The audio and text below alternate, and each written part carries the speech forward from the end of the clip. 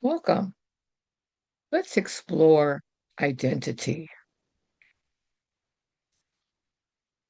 We take many of these concepts for granted, not seeing how they're actually held and identified with. So, identity, um, keeping in mind that we're going to be talking about two different perspectives, as always, the infinite and the human or relative perspective. I can help I can have hold, or someone could hold an identity as um, being a good mom, needing to be seen by their children as a good mom, or needing to see themselves as uh, intelligent, needing others to see them as intelligent and not foolish. I mean, that's pretty common, actually. Um, there is the identity of the, spiritual identity. Um, I could see myself as a mystic. Um, Other identities. It just kind of leaves my brain. But I think you see what I'm saying. An identity is the way we hold this imagined character to be a certain way. Um, Someone could have a righteous identity. I mean, it's it's just hard for me to conjure these things up because uh, it's not my lived experience.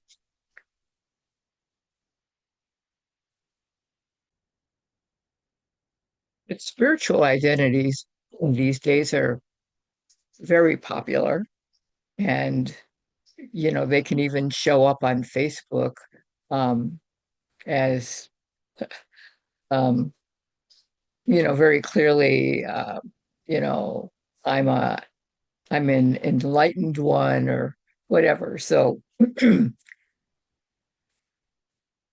we can look around and notice how identities are held. And again, I don't want to point to anything being wrong or shouldn't be that way. Everything under the sun is welcome simply by virtue of the fact that it's showing up. And identity is uh, imagined into existence. Just think of previous conversations I've had where I've described toddlers and infants. There's no identity, and they function just fine for their place in existence.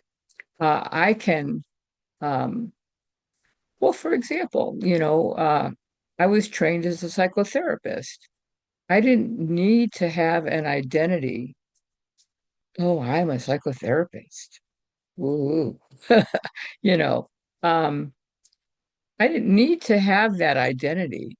Um, Identities are kind of like props. Uh,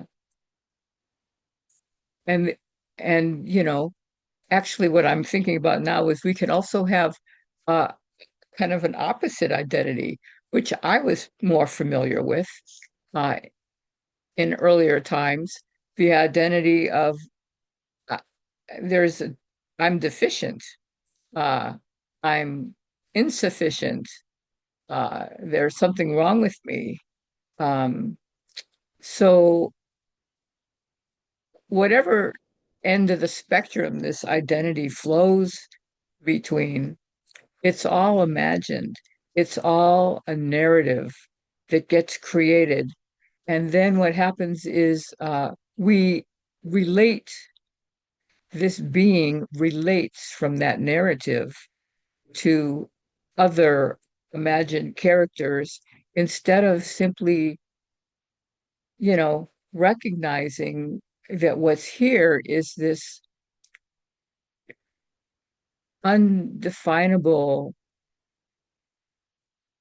undescribable flow of intelligence, flow of just naturalness. Um, Sometimes I just struggle to put things into words more than others. But, but the point that I'm wanting to bring out is we can function just fine without an identity. We don't need an identity. I didn't need an identity to do my job. Uh, it just occurs. It just unfolds. It's this mysterious inherent intelligence that knows what to say to my client. There's there's there's not a me, sitting here, oh, with all my training. Um, I mean, it's all part of this undescribable amazingness.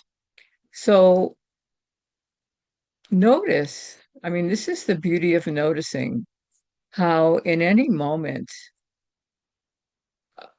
whether I'm throwing my leg over the bed and there's no I doing it, there's only thought taking credit for it after the fact. I've noticed that over and over as I played with experience, or if baking bread is happening, um, or you know, whatever is going on, there's just this immediacy. And the identity is just a thought. It's a thought that comes and goes. Where's the identity? Uh, I'm this kind of mystical presence. Where is that identity when, you know, I'm reading a book or, um, making dinner? You know, it's gone. It's disappeared. So this is the beauty again of playing with experience. In any moment, just pause, breathe, notice what is here, not the narrative of what I think is here and what I think I am and what I think everything is, but simply the direct experience. And it's the same with how we relate um, with other people.